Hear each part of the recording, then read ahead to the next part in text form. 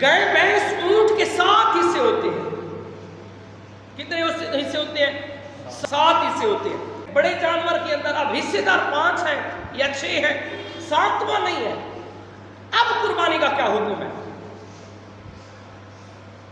تو یاد رکھنا یہ بڑا باریک مسئلہ ہے، بڑا توجہ کیجیے گا. اگر 6 حصے دار ہے یا 5 ہے تو پھر کوئی بندہ یہ نہیں کر سکتا کہ ہم سب مل کر پیسے 2 حصوں کے بنا لیں یا 1 حصے کے بنا کے آپس کے اندر تقسیم کر دیتے ہیں، مالک کو دے دیتے ہیں پیسے جس کا جانور ہے، ہم وہ 2 حصے آپس کے اندر تقسیم کر دیں گے تو کسی کی قربانی نہیں ہوگی. اگر 2 بندے کہیں کہ 1 حصہ بچتا ہے، 6 حصے دار ہے، بندہ کہے کہ ہم 50-50 کر لیتے ہیں، آدھے پیسے تو دے دے آدھے میں دے دیتا ہوں، لیکن پھر بھی کسی کی قربانی نہیں ہوگی.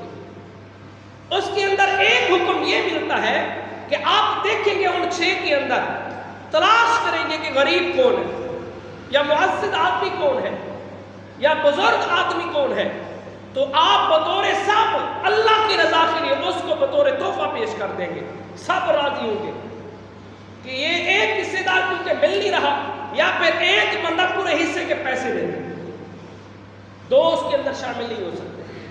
اگر ایک بھی شامل ہو گیا 50-50 کے ساتھ یا آپس کے اندر پیسے تقسیم کر لیے تو کسی کی قربانی نہیں ہوگی.